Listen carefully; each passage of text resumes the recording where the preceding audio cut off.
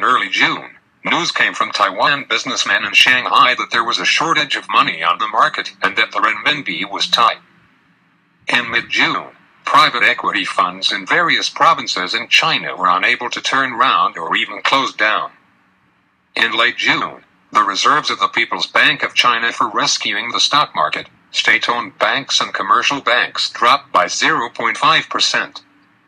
The rescue benefits of this move range from 720 billion to 3.2 trillion yuan. At the same time, the Shanghai Stock Index fell to a 5-year low, and the renminbi fell to a 3-year low against the dollar. What does all this have to do with Taiwan?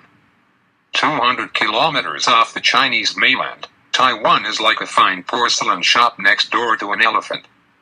If the elephant stamped its feet, it could break a few pieces of porcelain in the store, and if it rolled over, it would shake the shelves in the store. If elephants get up and take a walk in the china shop, the shop will lose a lot of money. This geopolitical element, which used to be so, is now and will be so in the future.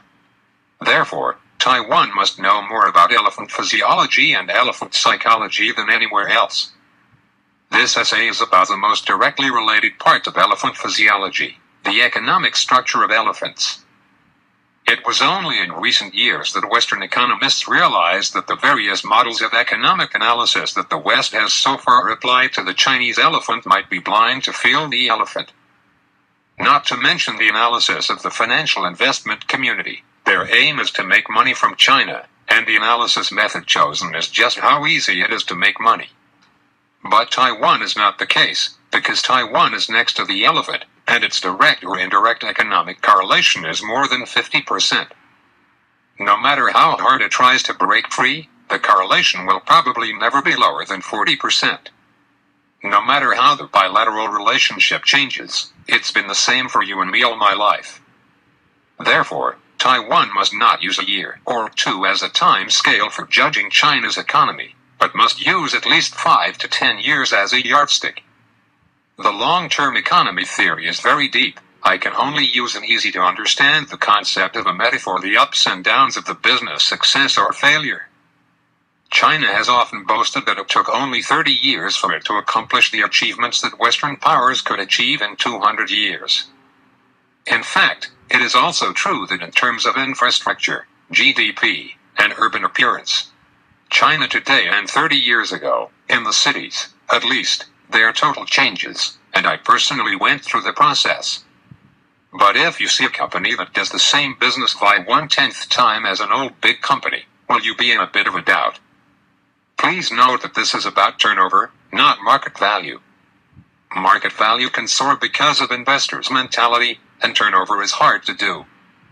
Turnover booming like rocket speed can only be based on A. The product is so good to meet demand. B. The cost of production is lower than that of our competitors, and the price is the cheapest. And C.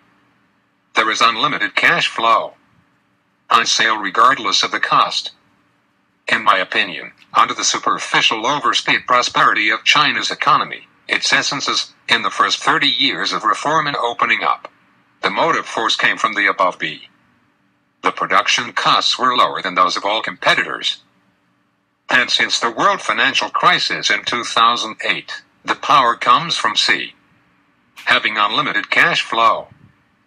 To sum up, today's support for the Chinese economy is cash flow, not real profits or added value. The seemingly infinite cash flow comes from unlimited printing of banknotes, land exploitation of household savings, exploitation of environmental costs, and the so-called market under a large population, tempting to absorb foreign capital. In fact, there are very appropriate popular metaphors from China for the above models: 8 leopards and 5 caps, beating drums and spreading flowers, and cutting leeks. Just a few years ago, most economists and even politicians in the United States and the West were still unaware of the Chinese model.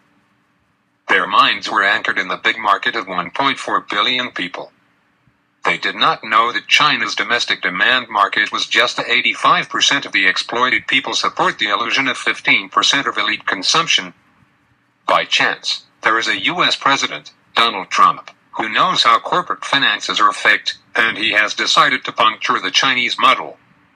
Elephants struggle, lose their temper, and vent their anger on small animals, a process that can take as long as a decade. The proprietors and clerks of porcelain shops living next to elephants must be fully prepared for disaster prevention and take good care of their valuables.